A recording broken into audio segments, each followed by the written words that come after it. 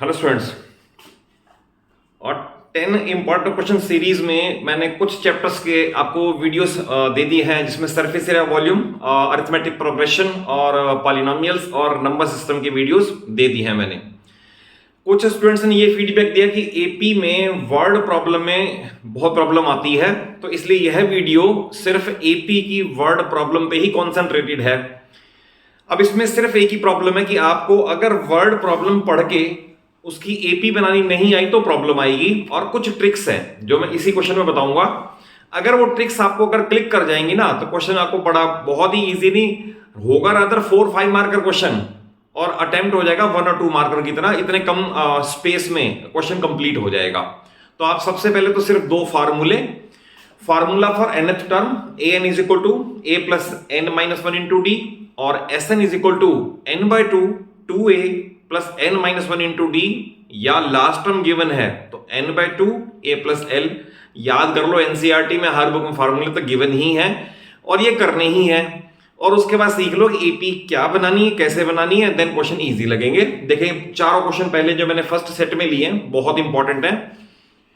First question है, angles of a triangle are in AP, greatest angle is twice of the least, find all angles of triangle. तो आपको इसके अंदर बिल्कुल golden rule बता दूं, जब भी 3 टर्म्स इन एपी आए, आप प्रेफरेबली ये माना करो let 3 terms in AP are a minus D, a plus D. हो तो क्वेश्चन उससे भी जाएगा, अगर आप मानोगे let 3 terms are a plus D, a plus 2d, हो तो उससे भी जाएगा क्वेश्चन। बट इसमें 99% सम की कंडीशन दे रखी होती है, और सम की कंडीशन देते ही d कैंसिल हो जाएगा, a निकल आएगा, सेकेंड कंडीशन से d निकल आएगा और क्वेश्चन फिनिश हो जाएगा। जैसे इसमें मैंने ये मान लिया let 3 terms in AP are a minus D, a plus D. आप इसे नोट कर लें, instead of a plus D, a plus 2d मैंने ये मान लिया। अगर 3 टर्म्स इन एपी है, यानी ये एंगल्स ऑफ ट्राइंगल है, angle a, angle b, angle c, और ये हमें पता है कि एंगल सम प्रॉपर्टी, ट्राइंगल की एंगल सम प्रॉपर्टी से इनका सम 180 होना चाहिए। तो मैंने कैलकुलेट कर दिया a is equal to 60 degree. First part finish हो गया, a 60 आ गया। अब कंडीशन दे रखा है greatest is twice of the least, तो ऑब्वियस है इसमें a में कुछ ऐड हो रहा है तो ये ग्रेटेस्ट है ये, और इसमें a में से कुछ लेस हो रहा है तो ये लीस्ट है। तो आपको ये पता होना चाहिए कि a में ऐड करके ग्रेटेस्ट और लीस्ट। अब है greatest is twice of least, यहां से मैंने कैलकुलेशन करके a की वैल्यू पुट कर दी, d आ गया 20 डिग्री। और अब a और d की वैल्यू ध्यान रखना, क्योंकि आपने माना ये था, इसमें नहीं पुट करना a plus D, a plus 2d, सारा क्वेश्चन गलत हो जाएगा। a और d आने के बाद आप इसमें पुट कर दें तो you get the answer 40 degree, 60 degree, 80 degree. ये 3 एंगल एपी में भी हैं, greatest angle twice of the least भी है, कंडीशन इज फुलफिल्ड। ऐसा ही क्वेश्चन आता है, इससे और इंपॉर्टेंट क्वाड्रिलेटरल में भी आता है कि angles of the quadrilateral are in AP, greatest angle is twice of the least, find all angles. अब इसमें आपको ये याद रखना है, whenever we have to consider 4 terms in AP, पहले 3 था, 4 terms in AP, then they must be considered as a minus 3d, a minus d, a plus d, a plus 3d। करने को आंसर तो उससे भी आ जाएगा, आप माने a plus d, a plus 2d, a plus 3d, हो तो उससे भी जाएगा। But why to increase the length unnecessarily, जबकि हमारे पास टाइम भी बड़ा कम होता है और 35 to 40 क्वेश्चन भी करने हैं। तो आप ये याद रखें golden rule, 4 terms in AP के लिए हमेशा यही मान के चलो और क्वेश्चन जल्दी हो जाएगा। हमने ये मान लिया कि 4 एंगल है, angle A, angle B, angle C, angle D. अब हमें पता है angle sum property of quadrilateral से सबका सम 360 होगा, यहां से डी फिर कैंसिल हो गया, वी गेट a 90।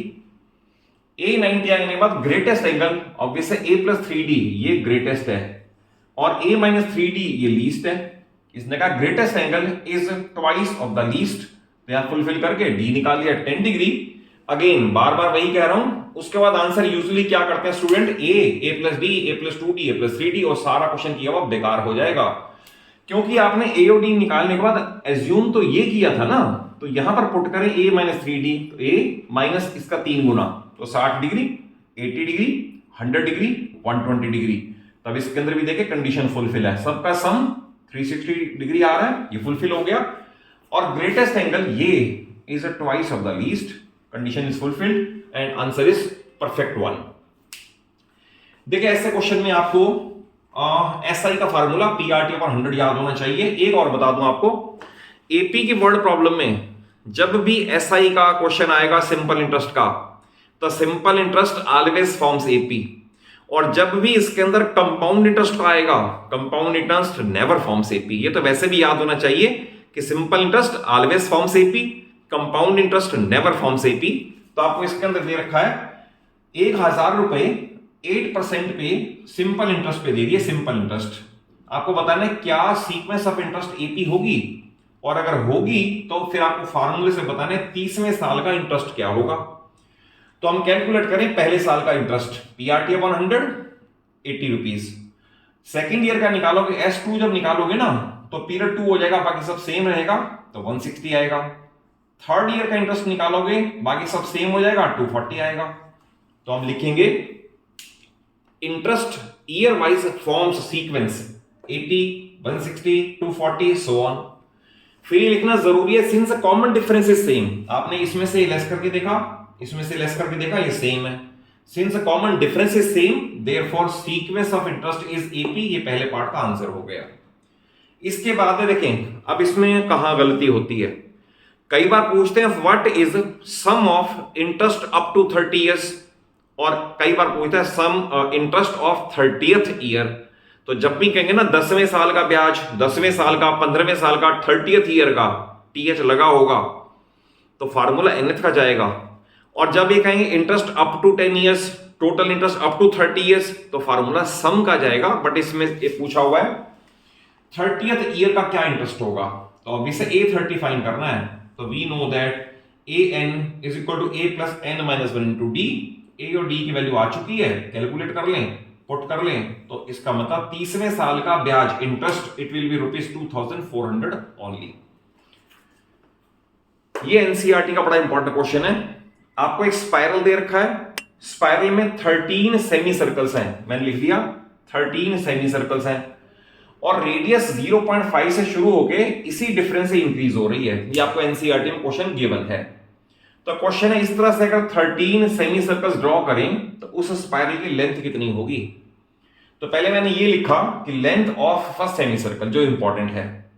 देखिए अगर पूरा सर्कल होता तो लेंथ होती 2πr पूरा सर्कल, बट आधा सर्कल है इट मींस πr।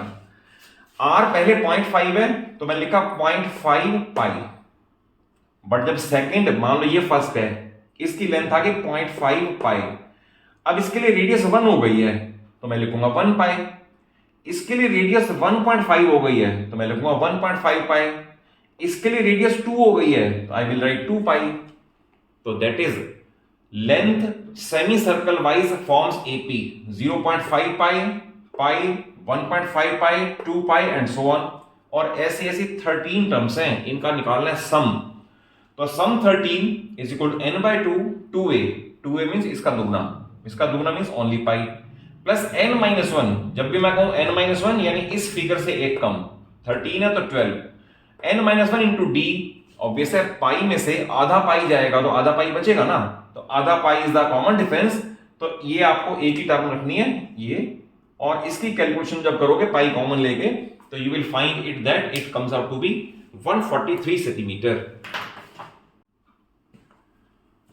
देखिए नेक्स्ट दो क्वेश्चन लेने से पहले I will like to share कि अगर आपने मेरी प्रीवियसली रिलीज्ड वीडियोस नहीं वॉच की तो उन्हें जरूर वॉच कर लें, क्योंकि उन सब के अंदर भी बड़े इंपॉर्टेंट क्वेश्चन, कुछ एमसीक्यू और कुछ लॉन्ग दैट इज 5 मार्क का क्वेश्चन कंटेन है। और इस वीडियो में आपको मैं दे रहा हूं एपी की वर्ड प्रॉब्लम। देखिए क्वेश्चन ये है, a body falls 8 metre in first second, that is free fall में पहले सेकंड में 8 metre, 24 metre in second, next में 24 metre, 40 metre in third second, next में 40 मीटर। क्वेश्चन है how long will it take to fall 2048 metre. That is a total fall है, यानी total height है जितने से वो बॉडी फॉल कर जाएगी टोटल। व्हेनेवर आई से टोटल तो इसका मतलब फार्मूला चला गया एसएन वाले, एएन का नहीं है, एसएन का फार्मूला है। तो हम लिखेंगे let in n seconds body falls 2048 metres. तो मैंने फार्मूला फिर जस्ट फॉर रिवीजन से लिख दिया n/2 2a plus n-1 into d। Apply करके जितना फॉल कर गया यहां प्लेस कर दिया, एपी मैंने यहां बना दिया है 8, 24, 40 जो दे रखा है आपको। इसमें ए 8 है और डी याद रखना सेकंड में से फर्स्ट निकल के आएगा, कभी भी ऐसे नहीं करना second minus first, that is A2 में से A1 लेस कर दो, यू गेट द D। तो D की वैल्यू 16 आ रही है, तो मैंने यहां पर पुट कर दिया 2A 16 n-1 into D, D again 16, बाकी कैलकुलेशन करके यहां पर आ गया n square is equal to 56। इसमें एक आपको बात अभी मैंने लिखी नहीं है, आपको बता दूं कि अगर जब भी n स्क्वायर या x स्क्वायर की वैल्यू आ जाए तो उसके बाद या तो आप लिखोगे taking positive square root both side, और अगर नहीं लिखोगे तो आपको परफेक्शन के लिए सिखा दूं कि आपको इस तरह से लिखना है, जैसे ये लिखा है तो आपने n is equal to put plus minus sign just before numerical value. क्यों? क्योंकि 16 का स्क्वायर लेते तो भी 256 आता और माइनस 16 का स्क्वायर लेते तो भी 256 आता, तो इसका मतलब 256 का रूट ये भी जा सकता था, ये भी जा सकता था, तो आपको लेने दोनों है। उसके बाद लिखना है rejecting n is equal to minus 16 because time can not be negative, तो उसके बाद फाइनल करें या फिर लिखें taking positive square root both side.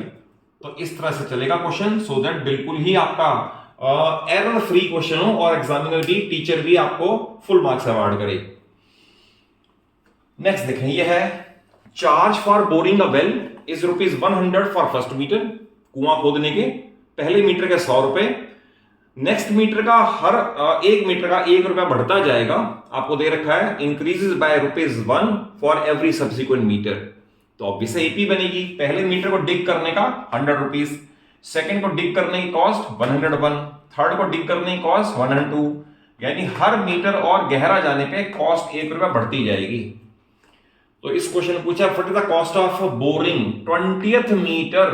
अब ध्यान रखना, मैंने अभी आपको बताया 20th यानी 20वें मीटर की कॉस्ट निकालनी है 20th मीटर, और जब भी th लग जाता है ना तो इसका मतलब nth टर्म का फार्मूला लग जाएगा a plus n-1 into D. तो इसके अंदर पूछा है 20th metre, it means A20, उसका मीनिंग है a प्लस 19d इस फार्मूले के अकॉर्डिंग ये, और इसमें वैल्यू पुट कर दिया तो ये हमारा आ गया आंसर नंबर 1। नेक्स्ट पार्ट ये इंपॉर्टेंट है, इसमें पूछा find cost of boring 30 metres, इतने मीटर गहरा खोदना है। अब उसने ये नहीं कहा 30th मीटर, दैट इज 30 तक की टोटल कॉस्ट बतानी है, और वेन एवर आई से टोटल तो टोटल मींस फार्मूला SN का चला जाएगा।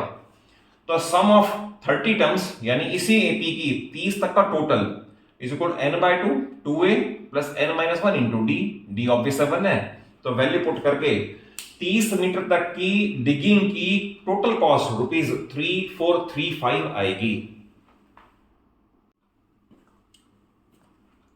इन नेक्स्ट दो क्वेश्चंस को भी कॉन्सेप्चुअली समझ लें।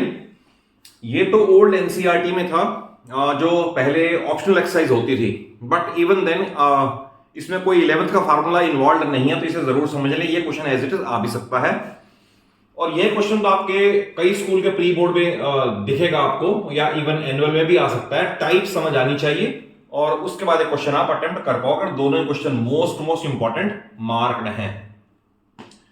देखिए यह है a thief runs at uniform speed of 100 metre per minute, 1 minute later police runs after him at the speed 100 metre per minute and increases its speed by 10 metre per minute. Increase करता है ये, और वो uniform है। पहले आप difference समझ लो, थीफ विद यूनिफॉर्म स्पीड और ये विद इंक्रीजिंग स्पीड। क्वेश्चन है in how many minutes thief is caught. तो इसने स्टार्टिंग मैंने ये किया, let thief is caught in n minutes. Obvious है थीफ यहां से चला और वो n मिनट्स के बाद यहां पर पुलिस भी पहुंच गई, बट पुलिस ने, ये तो थीफ की जर्नी थी, बट पुलिस ने जर्नी 1 मिनट लेटर स्टार्ट की और उसने उसको कैच कर लिया, बट ये 1 मिनट कम है, तो इसलिए मैंने लिखा है therefore police runs for n-1 minutes, क्योंकि ये अगर n मिनट्स में पहुंचा यहां पर तो पुलिस ने अपनी जर्नी 1 मिनट लेट शुरू की, तो n-1 मिनट्स, पहला कॉन्सेप्ट। उसके बाद क्योंकि थीफ की यूनिफॉर्म स्पीड है और उसके लिए फार्मूला है distance equal to speed into time. उसकी 100 पर मिनट स्पीड है और n मिनट्स तक वो रन करता है, तो 100 metre is the distance travelled by thief, इसे मैंने रोक दिया। अब हमने लिखा है फॉर पुलिस, पुलिस ने पहले मिनट में 100 मीटर ट्रेवल किया, नेक्स्ट में 110, नेक्स्ट में 120, नेक्स्ट में 130, और पुलिस ने रन किया अप टू n-1 मिनट्स। ये इंपॉर्टेंट है। अब यहां पर स्टूडेंट अगर n मिनट्स कर देंगे तो सारा क्वेश्चन एब्सोल्युटली रॉन्ग हो जाएगा, क्योंकि पुलिस ने 1 मिनट लेट शुरू किया तो n-1 मिनट्स।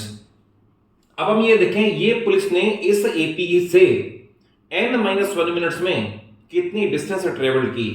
तो सम का फार्मूला है sum n-1 is equal to n-1/2, 2a, 2a means ये n-1। जब मैं यहां बोलता हूं ना n-1, इसका मतलब इस फिगर से एक कम, तो n-1 से एक कम, इसका मीनिंग है n-2 इंटू d, और d आता है इसमें से लेस करके, ओनली 10 आ गया। 110 माइनस 100 इज इक्वल 10। इसकी मैंने कैलकुलेशन की, 2 कॉमन लेके कैंसिल किया, ये आ गया। तो it is distance travelled by police. अब equation number 1 distance travelled by thief, equation number 2 distance travelled by police. Since police is able to catch the thief, therefore distance traveled by both must be same। तो therefore जो ये distance है मैंने bracket open करके यहां लिख दिया, और जो ये डिस्टेंस है उसके इक्वेट कर दिया। आप ये समझ लें दोनों की डिस्टेंस ट्रेवल्ड को इक्वेट करके मैंने क्वाड्रेटिक बना दिया है, और क्वाड्रेटिक को सिंप्लीफाई करके n is equal to 6 minutes आ गया। इसका मतलब पुलिस अपने चलने के तो 5 मिनट बाद, बट थीफ के चलने के 6 मिनट बाद it will be able to catch the thief. क्यों? क्योंकि n अगर 6 आ रहा है ना, तो 6 है 6 मिनट थीफ के। अगर कुछ ये पूछा जाए कि in how many minutes police is able to catch, तो पुलिस के लिए फिर आंसर लिखना पड़ेगा आपको 5 मिनट्स, क्योंकि पुलिस ने जर्नी 1 मिनट लेट स्टार्ट की। तो ये इस क्वेश्चन को कंसेप्चुअली समझ लें, और ये बहुत ही इंपॉर्टेंट क्वेश्चन है एपी की वर्ड प्रॉब्लम में। ये देखिए आपको एक लेटर दे रखी है, और लेटर में बीच में ये प्लेटफॉर्म्स हैं कॉल्ड रग्स, ये हैं। ये आपको देखा है पूरी सीढ़ी की ऊंचाई इट इज 1/2 मीटर, और हर स्टेप 25 सेंटीमीटर ऊपर, 25 सेंटीमीटर ऊपर हर स्टेप है। फिर लैंग्वेज में ये भी दे रखा है इसकी जो लेंथ है, लेंथ ऑफ वुड, वो यूनिफॉर्मली डिक्रीज होती है और 45 से 25 तक पहुंचती है। ये सब लैंग्वेज में गिवन है, आप ओल्ड एनसीईआरटी में भी देखोगे, या मैंने यहां पर जो रेलेवेंट टर्म्स हैं लिख दी हैं। 45 जो सबसे बड़ा प्लेटफॉर्म है, 25 जो सबसे छोटा प्लेटफॉर्म है, decreasing at a uniform rate. Total height है 1/2 मीटर, और हर स्टेप के बीच में 25 सेंटीमीटर का गैप है। तो पहले तो आप ये समझ लें, क्योंकि ओल्ड एनसीईआरटी में अगर बहुत पुराना एडिशन लोगे तो +1 नहीं था, बाद में +1 किया विद एक्सप्लेनेशन। अगर आप सपोज यहां से यहां तक करोगे, 250 सेंटीमीटर टोटल है, 25 में एक स्टेप कवर हो रहा है, तो you will write 10 steps. But बाद में इसका क्लैरिफिकेशन ये आया कि हमने बॉटम पे भी और टॉप पे भी प्लेस किया हुआ है। ये वुडन रग जो है ना, ये टॉप पे भी और बॉटम पे भी है, इसलिए इसके क्लैरिफिकेशन में आया कि 1 more step will be there, +1 इसलिए लिखा है इन्होंने बाद में। दैट इज 250 टोटल हाइट जो कवर करनी है, हर स्टेप में कवर होगी 25 सेंटीमीटर, डिवाइड किया 10 आ गया, बट टॉप और बॉटम दोनों पे इसलिए +1, तो 11 स्टेप्स हैं। तो अब क्वेश्चन बड़ा सिंपल हो गया, क्योंकि यूनिफॉर्म रेट से डिक्रीज हो रही है नेपी, तो सबसे छोटी टर्म इसमें से एक टर्म 45 है और लास्ट 25 है, तो मैंने a 25 लास्ट 45 लिख दिया। आप इसे उल्टा भी कर दोगे तो फर्क नहीं पड़ेगा। और SN का फार्मूला लगा दिया, क्योंकि हमें length of this plus this plus this plus this, यानी इस लकड़ी के पीस की, दैट इज रग्स की टोटल लेंथ निकालनी है। अगर मैं कह रहा हूं टोटल लेंथ, इसका मतलब SN का फार्मूला। तो 11 स्टेप्स है, 11/2। सबसे छोटा स्टेप ये है, सबसे बड़ा स्टेप ये है, A और L ये है, तो मैंने कैलकुलेशन कर दी। इसका मतलब इसमें रग्स की लंबाई का total it will B 385 centimetre. ये लास्ट 2 क्वेश्चन हैं इसी सीरीज में ही, और इससे पहले मैं एक चीज आपसे शेयर करूंगा। अगर आपने कुछ कहना है, कुछ आपने मुझसे बात कम्युनिकेट करनी है, तो मुझे जरूर कमेंट बॉक्स में जाके आप कह दो कि आप ये पार्ट पहले चाहते हो, या इस टाइप के क्वेश्चंस में इस तरह की नीड पहले है, क्योंकि सिलेबस तो अल्टीमेटली सारा लोएस्ट लेवल से लेकर टफेस्ट लेवल तक मैंने सारा कवर अपने चैनल पे करना ही है। बट अगर आपकी कोई नीड पहले है तो I can prioritise it first, तो उसे पहले कर देंगे, कुछ और बाद में कर देंगे। रीजन बीइंग 9th और 10th की पूरी फिजिक्स, केमिस्ट्री और मैथ्स मेरे अपने चैनल पे देने का टारगेट है, और सो दैट किसी भी स्टूडेंट को किसी भी क्वेश्चन में कहीं भी कोई प्रॉब्लम ना आए, तो इस इजी मैनर में आपको सारा सब्जेक्ट में अपने चैनल पे दे रहा हूं। देखिए लास्ट 2 क्वेश्चन में यह a circle is divided into n sectors such that angles are in AP। यहां आगे क्वेश्चन AP का है। If smallest angle is 8 degree and largest angle is 72 degree, then find number of sectors.